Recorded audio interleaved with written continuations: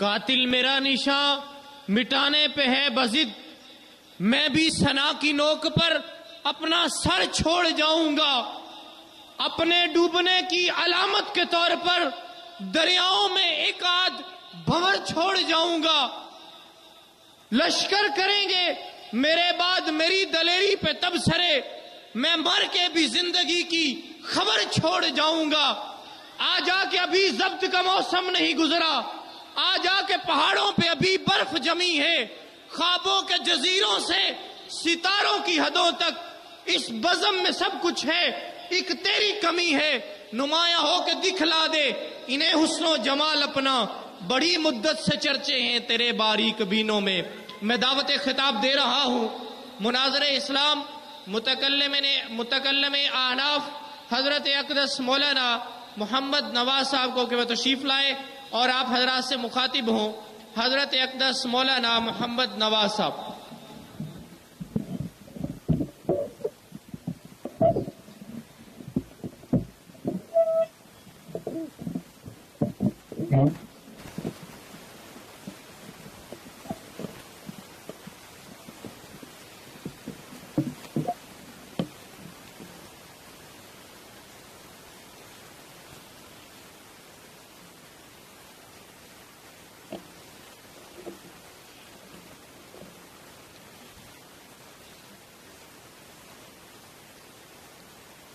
حضرات نے اشتہار پڑھا ہے نا؟ ہاں جی، اشتہار آپ نے پڑھا ضرور ہے، لیکن اپنا تاثر اشتہار کے مطابق نہ رکھیے گا، اس لیے کہ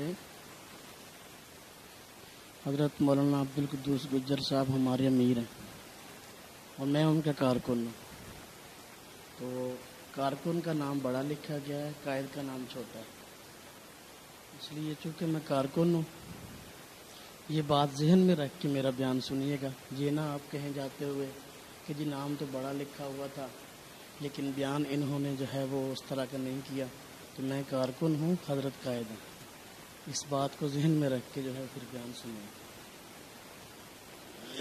میرے خیال میں کاتب سے غلطی ہو گئی۔ الحمد لله نحمده ونستعينه ونستغفره ونؤمن به ونتوكل عليه ونعوذ بالله من شرور أنفسنا ومن سيئات أعمالنا من يهده الله فلا مضل له ومن يضلله فلا هادي له ونشهد أن لا إله إلا الله وحده لا شريك له ونشهد أن سيدنا وسندنا ونبينا ومولانا محمدا عبده ورسوله أما بعد فأعوذ بالله من الشيطان الرجيم بسم الله الرحمن الرحيم يا أيها الذين آمنوا اتقوا الله وكونوا مع الصادقين قال النبي صلى الله عليه وسلم يد الله على الجماعة آمنت بالله صدق الله العظيم وصدق رسوله النبي الكريم ونحن على ذلك من الشاهدين والشاكرين والحمد لله رب العالمين۔ واجب الاحترام بزرگوں اور بھائیوں، مسلک اہل سنت والجماعت سے تعلق رکھنے والے کئی نوجوان دوستوں اور عزیزوں، ہمارا کلمہ اسلام دو حصوں پر مشتمل ہے۔ جس طرح کہ مجھ سے پہلے ایک بھائی بات عرض کر رہے تھے، کلمہ طیبہ کے دو حصے ہیں۔ نمبر 1 لا الہ الا اللہ. نمبر 2 محمد الرسول اللہ. کلمہ طیبہ کا پہلا حصہ لا الہ الا اللہ توحید کا پیغام ہے. دوسرا حصہ محمد الرسول اللہ رسالت کا پیغام ہے. کلمہ طیبہ کا پہلا حصہ مقصد زندگی سکھاتا ہے. کلمہ طیبہ کا دوسرا حصہ طرز زندگی سکھاتا ہے. کلمہ طیبہ کے دونوں حصوں کو اگر دیکھیں نقطہ اس میں موجود نہیں. یہ اس بات کی طرف اشارہ کہ اللہ رب العزت کی خدائی میں کوئی شریک نہیں ہے. محمد صلی اللہ علیہ وسلم کی مصطفائی میں کوئی شریک نہیں ہے. دونوں حصوں کو ملاؤ تو کل 24 حروف بنتے ہیں. اس سے اس بات کی طرف اشارہ کہ انسان کی 24 گھنٹے کی زندگی اللہ رب العزت کی مرضی کے مطابق نبی پاک صلی اللہ علیہ وسلم کی سنت کے مطابق گزرنی چاہیے. اللہ رب العزت نے ہمیں قرآن بھی عطا فرمایا, نبی پاک صلی اللہ علیہ وسلم کی مبارک سنت بھی عطا فرمائی ہے. ایک انسان اگر اللہ رب العزت کو راضی کرنا چاہتا ہے اس وقت تک راضی نہیں کر سکتا جب تک کہ قرآن پر اس کا مکمل ایمان نہ ہو, نبی پاک صلی اللہ علیہ وسلم کی مبارک سنت پر ایمان اور عمل نہ ہو. قرآن پر عمل بھی ضروری ہے, سنت پر عمل بھی ضروری ہے.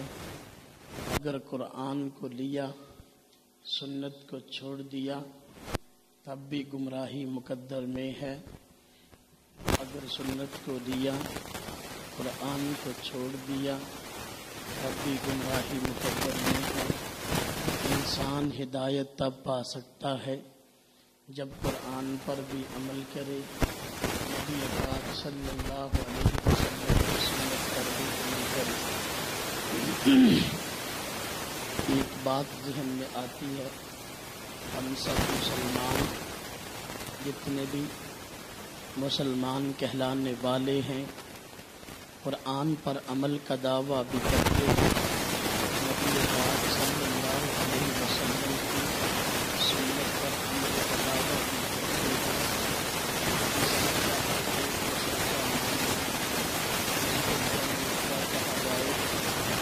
جو بھی آدمی قرآن کا نام لے سنت کا نام لے ہم کسی صراط مستقیم پہ ہے.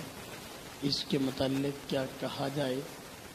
آج اکثر لوگ سوال کرتے ہیں, کہتے ہیں دیکھو مولوی صاحب اتنے فرقے بن گئے, اتنے لوگ ہیں, ہر آدمی اپنے حق میں نعرے لگاتا ہے, کہتا ہے میں حق پہ ہوں, دوسروں کو کہتا ہے کہ یہ باطل پہ ہیں. اب ہم کیا کریں, ہم کس طرف جائیں؟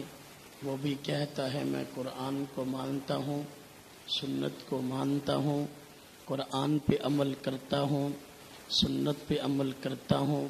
دوسری مسجد والا بھی قرآن پہ عمل کرنے کا دعویٰ کرتا ہے, سنت پہ عمل کرنے کا دعویٰ کرتا ہے. میں کس طرف جاؤں؟ مجھے اس دور کے اندر کون سی ایسی چیز ہے جو تسلی دے سکتی ہے؟ ہمیں تو یوں معلوم ہوتا ہے کہ سارے ہی جھوٹے یا سارے ہی سچے. میں نے کہا نا یہ بات نہیں ہے. میں نے پوچھا سوال کرنے والے سے بتاؤ آپ کام کیا کرتے ہو؟ کہنے لگا سبزی منڈی جاتا ہوں, وہاں سے سبزی خریدتا ہوں, آ کر اپنے علاقے کے گلی محلوں میں سبزی بیچتا ہوں.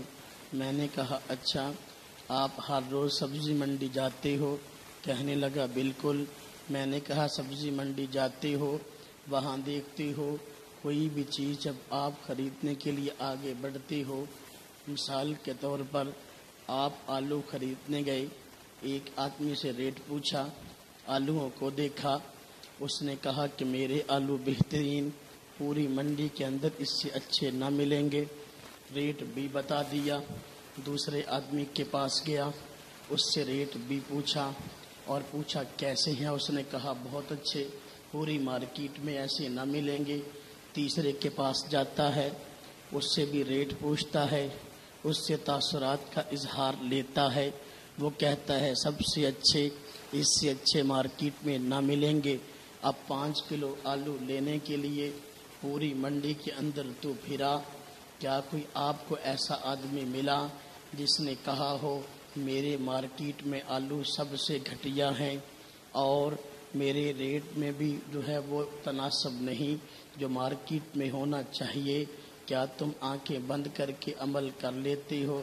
کہتا ہے نا، پوری مارکیٹ میں آلو بیچنے والے اگرچہ کہتے ہیں میرے آلو اچھے، مارکیٹ میں مجھ سے علاوہ اور کسی کے پاس سے اچھے نہ ملیں گے، ریٹ جو میں دے رہا ہوں دوسروں کے ہاں سے ایسے آلوؤں کا ایسا ریٹ نہ ملے گا۔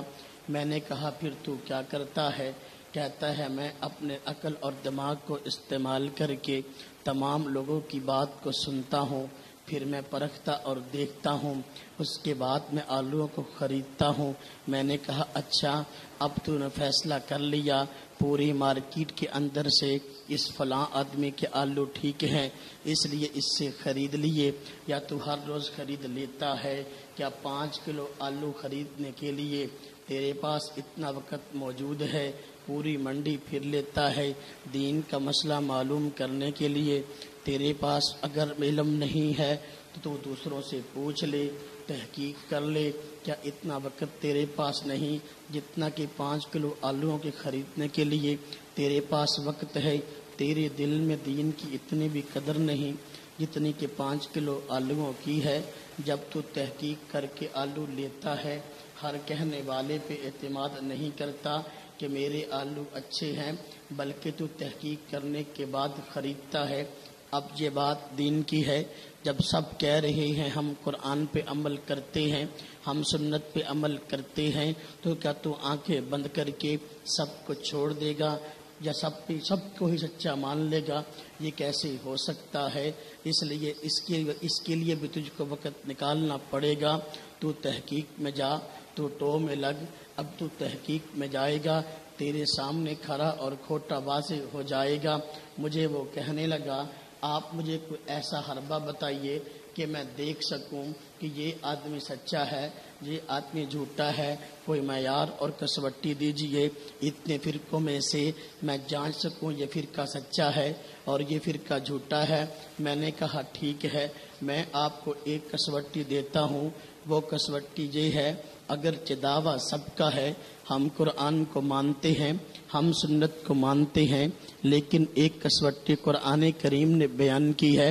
اللہ پاک نے ہم کو قرآن بھی دیا، سنت بھی دی ہے۔ قرآن اور سنت کے دینے کے بعد اللہ پاک نے ہم کو بیار و مددگار نہیں چھوڑا بلکہ اسلاف کے حوالے کیا ہے۔ دیکھو قرآن پہ عمل کرنا ہے، اسلاف کے پاس جاؤ گے تو عمل ہوگا۔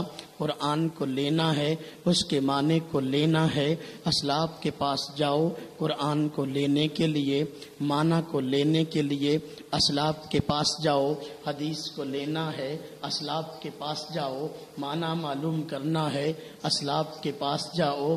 یہ تعلیم قرآن کی ہے۔ مجھے کہنے لگا قرآن میں کہاں لکھا ہے یہ تعلیم قرآن کی ہے؟ میں نے کہا ہاں، نبی پاک صلی اللہ علیہ وسلم کے فرمان کی بھی ہے، قرآن کی بھی ہے۔ قرآن سے پہلی بات میں آپ حضرات کے سامنے رکھتا ہوں۔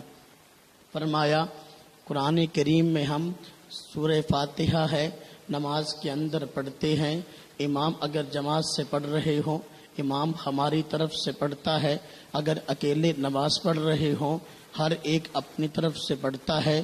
اس میں دعا سکھائی گئی اہدنا الصراط المستقیم صراط الذین انعمت علیہم غیر المغضوب علیہم ولا الضالین۔ ہمیں جو دعا سکھائی گئی، ہم اللہ رب العزت سے دعا کرتے ہیں اے اللہ ہم کو صراط مستقیم دکھا دیجئے، صراط مستقیم پہ چلا دیجئے، صراط مستقیم پہ چلائیے رکھیے۔ اب اللہ پاک نے صراط مستقیم کی تعریف بیان نہ کی، بلکہ آگے ان لوگوں کی رہنمائی فرمائی ہے جو صراط مستقیم پر تھے یا جو صراط مستقیم سے ہٹ گئے۔ غیر المغضوب علیہم ولا الضالین، ان لوگوں کا راستہ نہ دکھانا کہ جن کو جو کہ گمراہ ہو گئے، ولا الضالین، راستے سے بھٹک گئے۔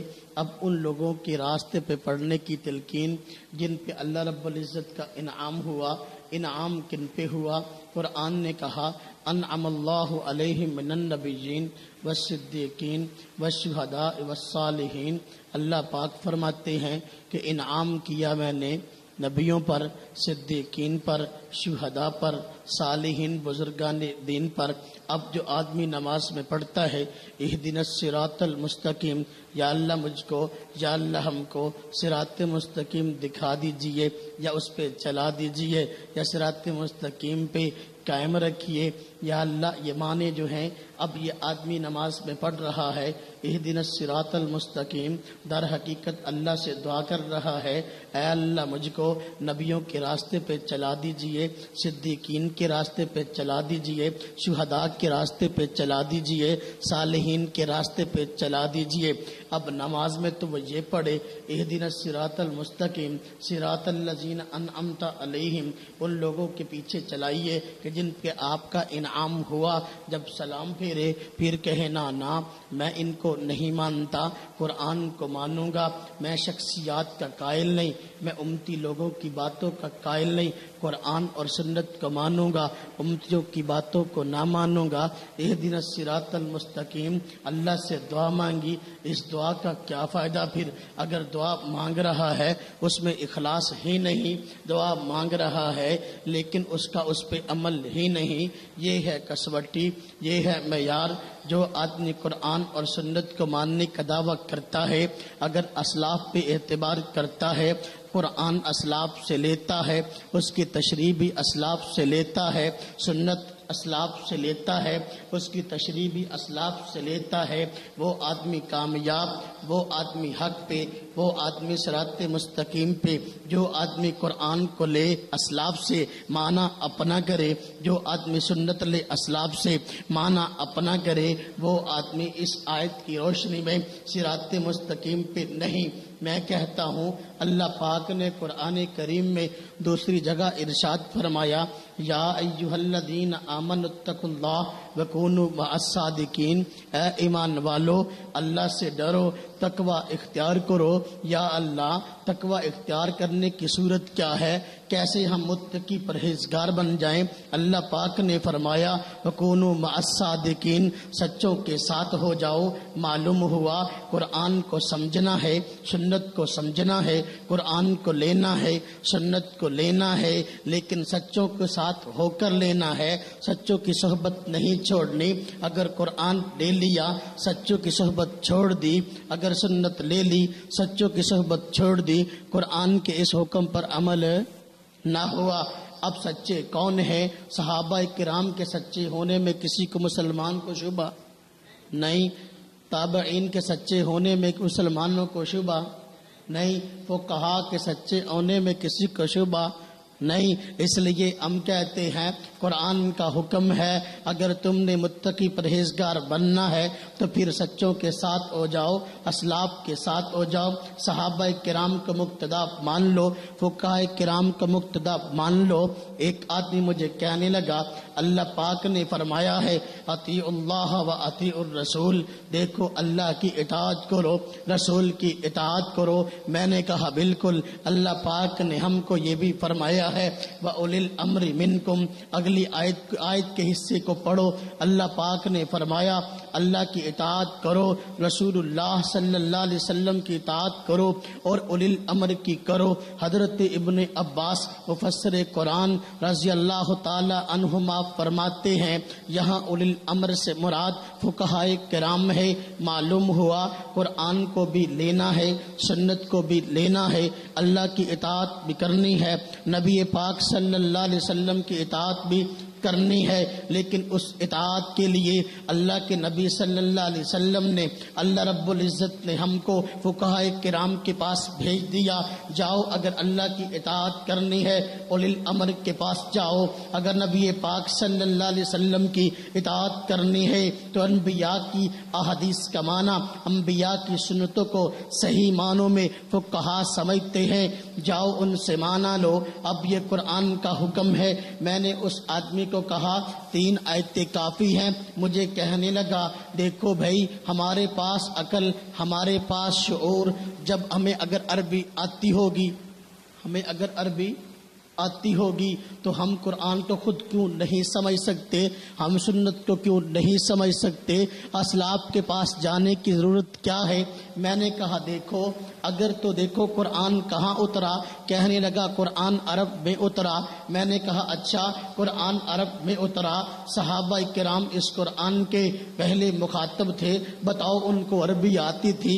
کہتا ہے بالکل ان کو آتی تھی۔ میں نے کہا اللہ پاک نے فرمایا فاسألوا اہل الذکر ان کنتم لا تعلمون، دیکھو تم اہل ذکر سے پوچھو اگر تم کو مسئلہ معلوم نہ ہو۔ اللہ پاک نے فرمایا اہل ذکر سے پوچھو، علماء سے پوچھو، فقہا سے پوچھو۔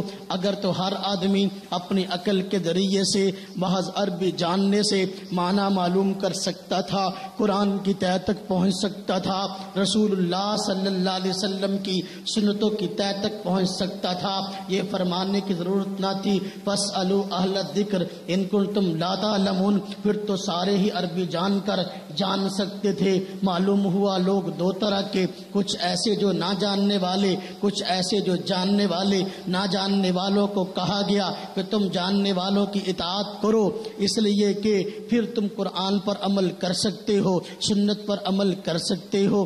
نبی پاک صلی اللہ علیہ وسلم نے فرمایا انما شفاء العی سؤال، جہالت ایک بیماری ہے، ہر بیماری کا علاج سوائے موت کے موجود ہے۔ اللہ کے نبی صلی اللہ علیہ وسلم نے فرمایا انما شفاء العی سؤال۔ آج دیکھو کتنی پیچیدہ بیماریاں ہمارے ہاں موجود ہیں، کینسر موجود ہے، دل کی امراض موجود ہے، ٹائیفائڈ موجود ہے، کتنی پیچیدہ بیماریاں، لیکن دیکھو ان کا علاج بھی دریافت ہو گیا ہے، ان کا علاج دریافت ہو گیا۔ جہالت بھی ایک بیماری ہے۔ نبی پاک صلی اللہ علیہ وسلم نے فرمایا جہالت دور اس وقت ہو سکتی ہے کب؟ جب کہ آدمی جاننے والے سے پوچھ لے۔ معلوم ہوا 2 طرح کے لوگ ہیں، اہل علم اور جاہل۔ جو جاہل ہے اہل علم سے پوچھ کر عمل کر لیں گے۔ میں نے اس کو کہا گمراہی سے بچنے کے لیے یہ ایک بہت بڑی کسوٹی ہے، اسلاف پر اعتماد کر لیا جائے۔ مجھے وہ کہنے لگا اچھا اسلاف پر اعتماد کا دعویٰ تو بہت کرتے ہیں، آج فرقے مختلف وہ یہ بھی کہتے ہیں کہ جی دیکھو اسلاف پر اعتماد ہمارا، فلاں آدمی کہتا ہے ہم اسلاف کو ماننے والے، تیسرا بھی کہتا ہے ہم اسلاف کو ماننے والے، اب بتاؤ کیا کریں؟ میں نے کہا اللہ کے نبی صلی اللہ علیہ وسلم نے جہاں اسلاف کی بات کو ماننے کا حکم دیا ہے، اپنے فرمانات میں نبی پاک صلی اللہ علیہ وسلم نے یہ بھی حکم دیا ہے کہ اگر اسلاف کو ماننا ہے، اسلاف کو ماننے کے ساتھ ساتھ اس بات کا اہتمام کرنا ہے مسلمانوں کی بڑی جماعت کے ساتھ مل کے رہنا ہے۔ اب وہ آدمی حق پہ ہے جو مسلمانوں کی بڑی جماعت کے ساتھ مل کے چلتا ہے، اسلاف کی پیروی بھی کرتا ہے۔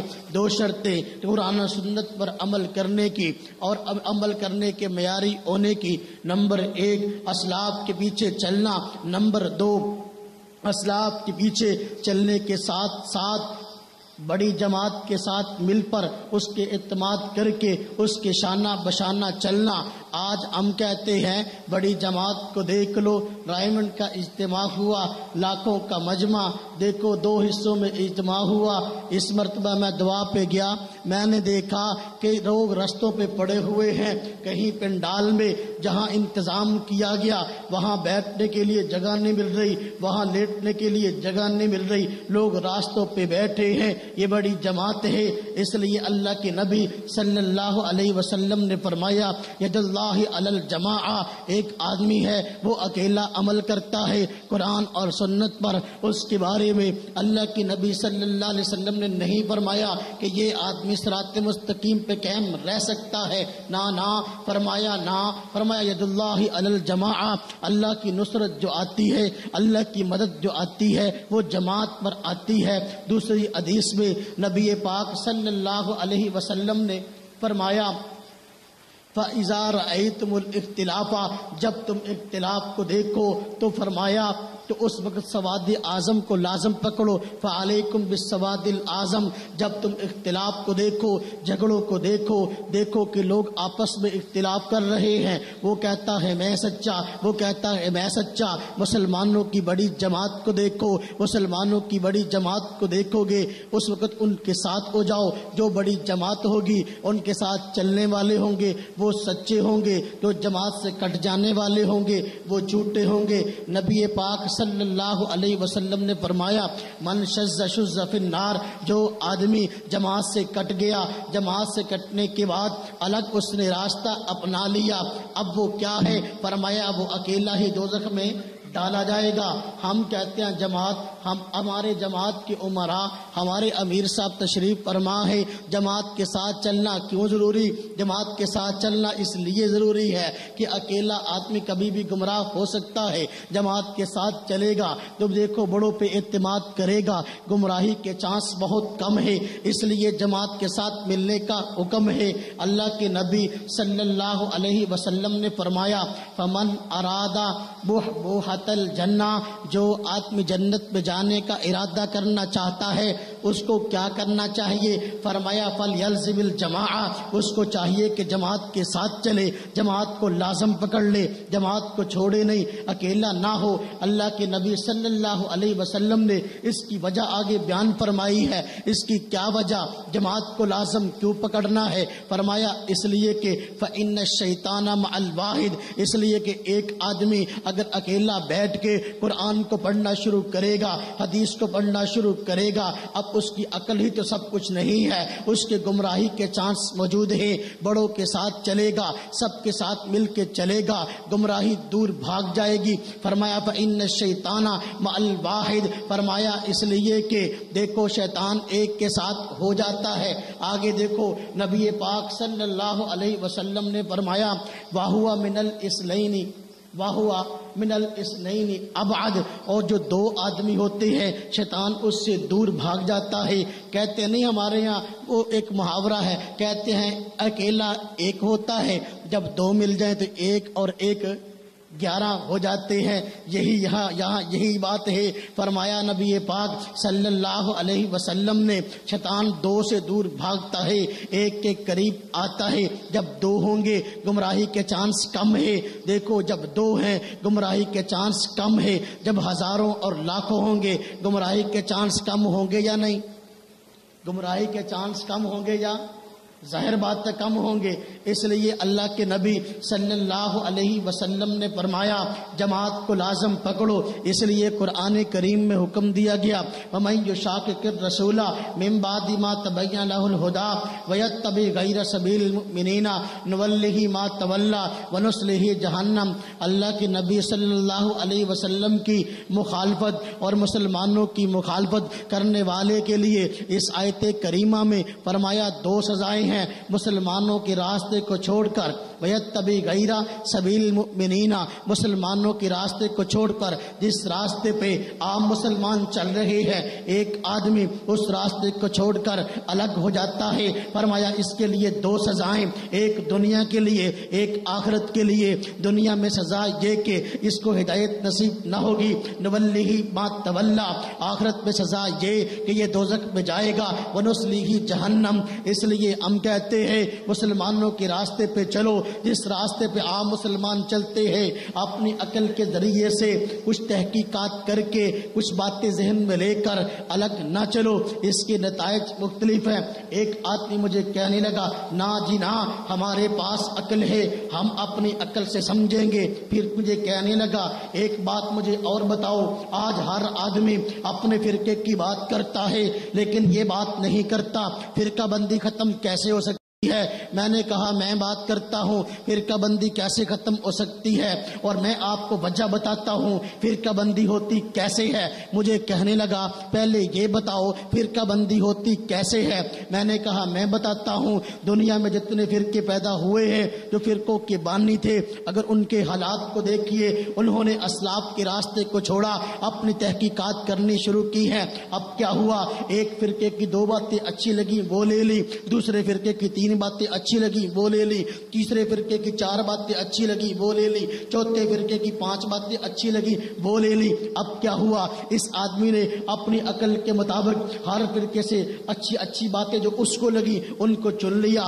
چننے کے بعد کیا ہوا اس آدمی نے کہا اتنے فرقے بن گئے ہیں اب ہمیں ایک ہونا چاہیے, سب فرقوں کو ایک پلیٹ فارم پہ جمع ہونے چاہیے, ہمیں سب کو ساتھ لے کے چلنا چاہیے. یہ جو گمراہ فرقوں کے بانی گزرے ہیں ان کا یہ ایجنڈا تھا ہم نے سب کو ساتھ لے کے چلنا ہے. اس لیے سب سے رکھ رکھاؤ کے لیے 1-2 باتیں تمام فرقوں والوں سے لے لی. اب ہوا کیا ایک الگ ملغوبہ اس نے تیار کیا, اس کی طرف بلانا شروع کر دیا. یہ ہے اصل چیز, اس میں نے سب کی رعایت رکھی ہے. میں سب کو اپنے اسٹیج پہ بلاتا ہوں, میں سب کی رعایت کرتا ہوں, میں سب کو کہتا ہوں کسی کے دل آزاری نہیں کہتا, سب کو کہتا ہوں کہ تم ٹھیک ہو. لیکن اب ایک پلیٹ فارم پہ اکٹھے ہونا ہے اس لیے 2-2 4-4 باتیں تمام فرقوں کی اکٹھی کر کے اس نے ایک الگ فرقہ بنا لیا. اب ہوا کیا جو اس کا موقف تھا جو اس نے مسئلے اچھے سمجھے اس کی طرف لوگوں کو بلانا شروع کر دیا. پاکستان اور ہندوستان کی زمین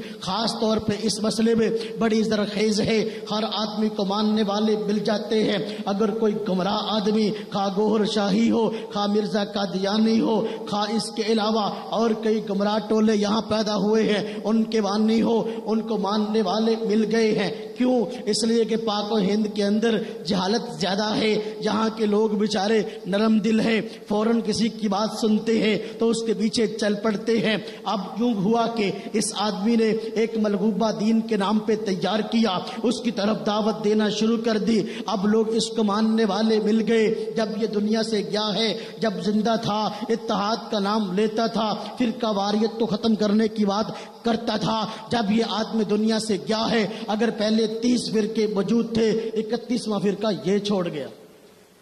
31واں فرقہ اس طرح پیدا ہوئے. اپنی عقل سے اپنی سوچ سے قرآن اور سنت کو سمجھنا شروع کیا اور ملغوبہ تیار کر لیا, اس کی طرف بلانا شروع کر دیا. میں ایک مثال اور عرض کرتا ہوں فرقہ پیدا کیسے ہوتا ہے. اگر یہاں بالفرض اجتماع میں 400 آدمی موجود ہے, 400 آدمی کے سامنے ہم قرآن کریم رکھ دیں, کہیں بھائی سب آدمی قرآن پاک کو ہاتھ میں پکڑو, سب پکڑ لیں گے. اچھا بھائی مثلا سورہ آل عمران کا پہلا رکوع سارے نکال لو, سب نے نکال لیا. اب اس پہ غور کرو قرآن کہتا کیا ہے, اس ایک رکوع میں غور کرو قرآن کہتا کیا ہے. اگر مجمع میں 400 لوگ موجود ہیں قرآن کریم کے ایک رکوع کو دیکھ رہے ہیں, دیکھنے کے بعد 400 لوگ الگ الگ نتیجے پہ پہنچیں گے. وجہ اس کی یہ سب کا علم برابر نہیں, سب کی عقل برابر نہیں, سب کی سوچ برابر نہیں, سب کی فکر برابر نہیں, ہر آدمی الگ نتیجے پہ پہنچے گا. اب ہوا کیا رکوع ایک ہے, قرآن ایک ہے, لیکن سمجھنے والے 400 ہو گئے ہیں, نتیجے 400 سامنے آ گئے ہیں. اب یہی 400 لوگ اگر اپنے اپنے موقف پہ ڈٹ جائے جو اس رکوع سے میں نے مطلب سمجھا ہے یہ سب سے اعلیٰ ہے, اس سے اعلیٰ مطلب نہیں ہو سکتا, میں صراط مستقیم پہ پہنچا, باقی 399 لوگ غلط گمراہ جہنمی. اگر ہر آدمی یہ کہنا شروع کر دے اپنے موقف پہ ڈٹ جائے, اب ہوگا کیا یہی 400 لوگ دنیا میں نکلے, دنیا کے اندر پھیل جائے, اپنے اپنے موقف کی دعوت دینا شروع کر دے. یہ دیکھو قرآن میں نے یوں سمجھا, قرآن یوں کہتا ہے. اب ہوگا کیا 400 آدمی کو ماننے والے مل جائیں گے. ہوگا کیا نتیجہ یہ ہوگا کہ دنیا کے اندر 400 فرقے پیدا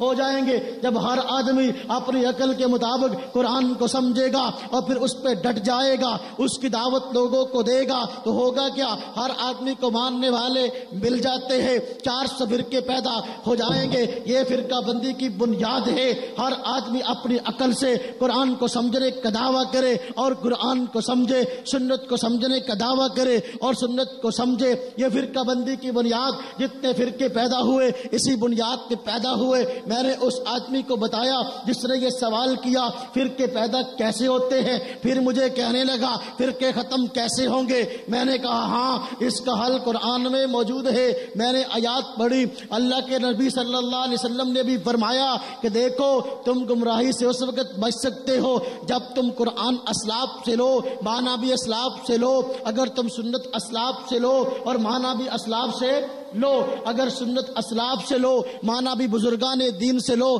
فرقے پیدا ہوں گے نہیں۔ 400 آدمی بیٹھا ہے، ہم کہیں بھائی فلاں صحابی رسول نے اس کا یہ معنی بیان کیا آیت کا، سب کہہ دیں آمنا، ٹھیک ہے، اختلاف ہوگا؟ فرقے ہوں گے نہیں۔ ہم کہیں خلفائے راشدین نے اس آیت کا یہ معنی بیان کیا، اس حدیث کا ان کے ہاں یہ مطلب ہے، انہوں نے اس حدیث پر اس طرح عمل کر کے دکھایا، سب کہہ دیں ٹھیک ہے، اختلاف ہوا نہیں۔ اختلاف تب ہوگا، وہ بھی امتی تھے، میں بھی امتی ہوں، ان کے پاس عقل تھی، میرے پاس بھی عقل ہے، ان کے پاس قرآن تھا، اس کے الفاظ تھے، ان کے پاس نبی پاک کے الفاظ کے استعمال تھے، الفاظ تھے، انہوں نے الفاظ کو سمجھا، انہوں نے قرآن کو سمجھا۔ اب وہ معنی جو ان کی سمجھ میں آیا وہ ان کے لیے، جو معنی میری سمجھ میں آیا وہ میرے لیے، وہ اپنی جگہ پہ سچ کہتے ہیں، میں اپنی جگہ پہ سچ کہتا ہوں۔ اب اختلاف ہوا، اب فرقے پیدا ہوں گے، اس لیے فرقہ بندی کو اگر ختم کرنا ہے تو ہمیں 2 کام کرنے ہوں گے۔ نمبر 1 اسلاف کے دامن کو پکڑنا ہے، نمبر 2 جماعتی شکل میں رہنا ہے۔ جماعتی شکل میں رہیں گے کبھی گمراہ نہیں ہوں گے، جماعت سے کٹیں گے پھر گمراہ ہوں گے۔ اللہ کے نبی صلی اللہ علیہ وسلم نے 1400 سال پہلے یہ بات ارشاد فرما دی، آج ہماری عقل میں یہ بات نہیں آتی۔ 2 باتیں عرض کرتا ہوں پھر بات کو ختم کرتا ہوں۔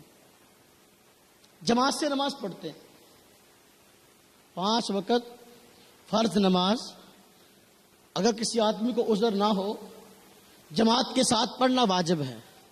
کیوں ہے؟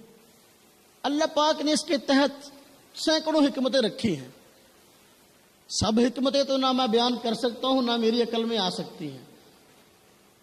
ایک حکمت کئی حکمتوں میں سے یہ ہے، جب سب لوگ مسجد میں نماز پڑھنے کے لیے آئیں گے، سب لوگ ایک امام کے پیچھے نماز پڑھیں گے، وہ امام اگر ہاتھ اٹھا رہا ہے، سب ہاتھ اٹھا رہے ہیں، اس نے باندھ لیے، انہوں نے بھی باندھ لیے، وہ رکوع کے اندر، یہ بھی رکوع کے اندر، امام صاحب سجدے میں، مقتدی بھی سجدے میں، امام صاحب اتحیات میں، مقتدی بھی اتحیات میں، امام صاحب نے سلام پھیر دیا، مقتدی نے سلام پھیر دیا۔ اب دیکھو یہاں کیا ہوا، اجتماعیت سامنے آئی۔ کیا سامنے آئی؟ ہاں، اکیلے نماز پڑھنے کا زیادہ ثواب یا جماعت سے نماز پڑھیں گے؟ اجتماعیت سامنے آئی، اسلام کی طاقت سامنے آئی، معلوم ہوا اسلام کی جو طاقت سامنے آتی ہے اجتماعیت کی شکل کے اندر ہے، اور جماعت سے نماز پڑھنے کے جہاں اور بہت سارے فائدے ہیں، بڑا فائدہ یہ ہے کہ مسلمانوں کی اجتماعیت سامنے آتی ہے۔ مسلمانوں کی اجتماعیت کہ مسلمان اکٹھے ہیں، یار دیکھو سب اکٹھے سجدہ کر رہے ہیں، سب اکٹھے رکوع کر رہے ہیں، یہ اجتماعیت ہے۔ پھر آج دیکھو عرف عام میں دیکھو، ہمارے یہاں اکثر جب 2 لوگ فارغ بیٹھے ہوں، اکٹھے ہو جائیں، یا تو موضوع مذہب ہوتا ہے یا موضوع سیاست ہوتا ہے۔ مذہب پہ تو آج کل لوگ بات بہت کم کرتے ہیں، آج کل سیاست پہ بات کرتے ہیں۔ فوراً جس آدمی کا جس سیاسی پارٹی سے تعلق ہوتا ہے اس کی خوبیاں بیان کرتا ہے، جس سیاسی پارٹی کے وہ خلاف ہوتا ہے اس کی خامیاں بیان کرتا ہے۔ ہمارا سیاست سے تو ظاہر بات ہے کوئی تعلق نہیں، ہم تو یہاں ابھی سنت کی بات کرنے آئے ہیں، قرآن کی بات کرنے، قرآن و سنت کانفرنس ہے۔ جس آدمی کا جس پارٹی کے ساتھ تعلق ہے، اگر سارے لوگ بھی اس کو غلط کہہ رہے ہوں، اس کے قائد کی خامیوں کو بیان کر رہے ہوں، لیکن وہ پھر بھی کہتا ہے نا ہمارے قائد تو یوں ہے، ہمارے قائد تو یوں، ہماری جماعت یوں، ہماری جماعت کے ورکر یوں. وہ سب لوگوں کے کہنے کے باوجود وہ فلاں، وہ جھوٹا، وہ کرپشن والا، اس نے یوں کیا، اس نے وہ کیا، وہ اپنی جماعت کو چھوڑتا نہیں ہے. اگر کسی کا تعلق نون لیگ سے ہے وہ اس کو چھوڑتا نہیں، کسی کا کاف لیگ سے ہے عام طور پہ چھوڑتا نہیں، کسی کا تعلق پی پی سے ہے وہ چھوڑتا نہیں، کسی کا تعلق تحریک انصاف سے ہے وہ اس کو چھوڑتا نہیں. اگر یہ دنیا کی جماعتیں جو محض ووٹ کے لیے یا محض پیسے کے لیے یا محض اقتدار کے لیے ہے، انسان اس جماعت کو چھوڑنے کے لیے تیار نہیں. لیکن یہ دینی جماعت، مسلمانوں کی جماعت، اس کو چھوڑ کر الگ راستہ اپناتا ہے اور کہتا ہے سب سے ہٹ کر میں الگ جو ہے چل لوں گا اور میں دنیا کے اندر کامیاب ہو جاؤں گا. یہ کیسے ہو سکتا ہے؟ دنیاوی معاملات میں کسی جماعت کے ساتھ چلنا ضروری ہے تو دین کے معاملات میں کیوں ضروری؟ اس لیے اگر قرآن اور سنت کو سمجھنا ہے، اگر قرآن اور سنت پہ عمل کرنا ہے، ہمیں اجتماعیت اپنانی ہوگی. اس کے لیے دو نسخے: نمبر 1 اسلاف پہ اعتماد کر لیں، نمبر 2 اجتماعیت پیدا کر لیں، ایک ہو جائیں، اپنی شخصی آراء کو چھوڑ دیں. ابھی امیر صاحب کا اعلان ہوگا کہ یہ ہماری جماعت کے امیر ہیں، تو حضرات کو چاہیے کہ ان پہ اعتماد کریں، ان سے گائیڈ لائن لیں، ان سے رہنمائی لیں. امیر کے بنانے کا مقصد یہ ہوتا ہے، پھر دیکھنا دین کا کام کیسے ہوتا ہے. اللہ رب العزت ہم سب کو نبی پاک صلی اللہ علیہ وسلم کے طریقے کے مطابق عمل کرنے کی توفیق نصیب فرمائے. وآخر دعوانا ان الحمد للہ رب العالمین. حضرت اقدس مولانا عبدالقدوس گجر صاحب دامت برکاتہم نے میری ڈیوٹی لگائی تھی کہ میں تحصیل تاندلیاں والا کے حوالے سے جو تشکیلات ہوئی ہیں اس کا اعلان کر دوں. ویسے تو آپ حضرات کی یہ خوش نصیبی ہے، اللہ پاک نے حضرت مولانا عبدالقدوس گجر صاحب دامت برکاتہم کی شکل میں ایک باصلاحیت قائد سے آپ حضرات کو نوازا ہے.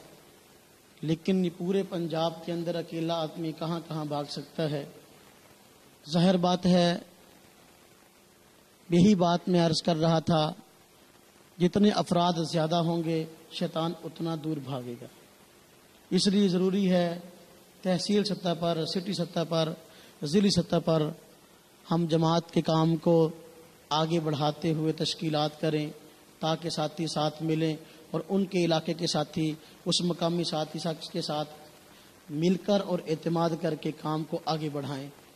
اسی ضرورت کو سامنے رکھتے ہوئے تاندلیاں والا کی جو تحصیل ہے اس کے جو ذمہ دار حضرات بنائے گئے ہیں، حضرت نے تشکیل دیے ہیں مشورے کے ساتھ ساتھیوں کو. میں ان کا اعلان کرتا ہوں.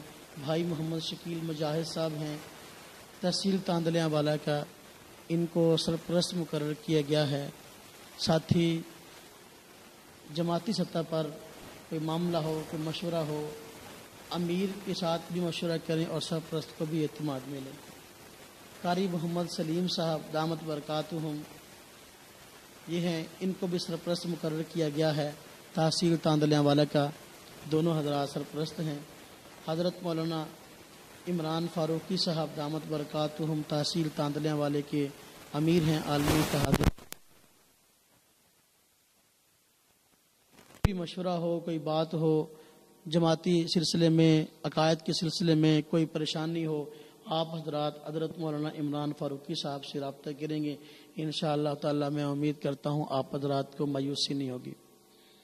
حافظ تنویر احمد صاحب ہیں، ان کو جنرل سیکرٹری تحصیل تاندلیاں والا کا مقرر کیا گیا ہے. اور حضرت مولانا فیصل صاحب دامت برکاتہم ان کو تحصیل تاندلیاں والا کے شعبہ نشر و اشاعت کا امیر مقرر کیا گیا ہے. اور حضرت مولانا مفتی عبدالرحمن صاحب دامت برکاتہم کو جو ہے وہ تاندلیاں والا شہر کا، ایک تحصیل اور ایک شہر، تاندلیاں والا شہر کا امیر مقرر کیا گیا ہے.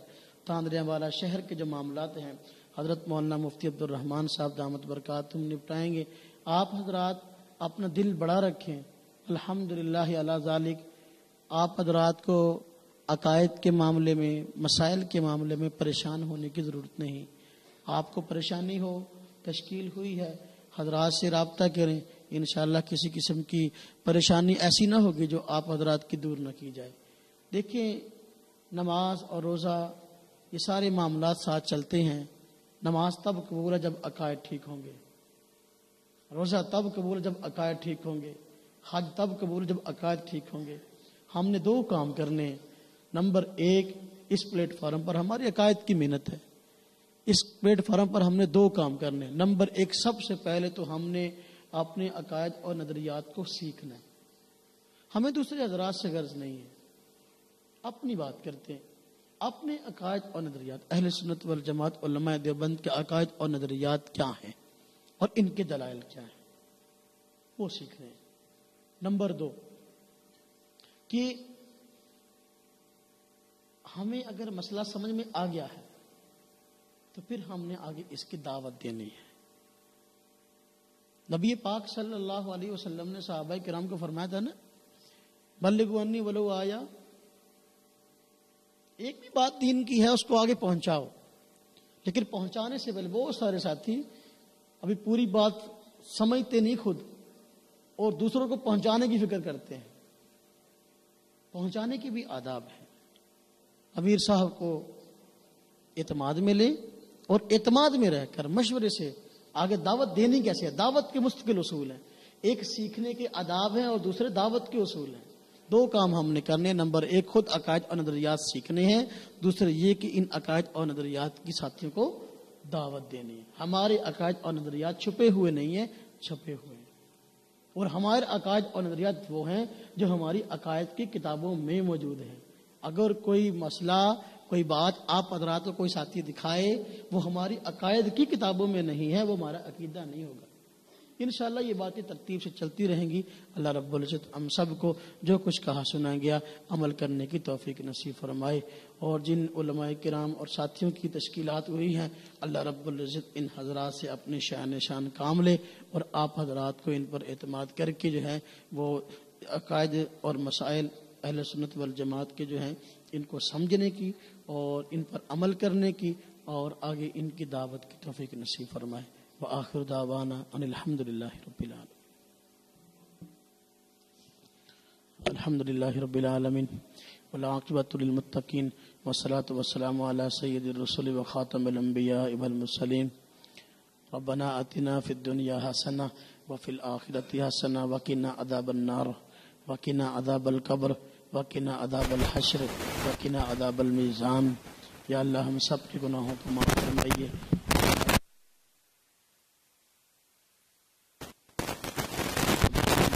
یا اللہ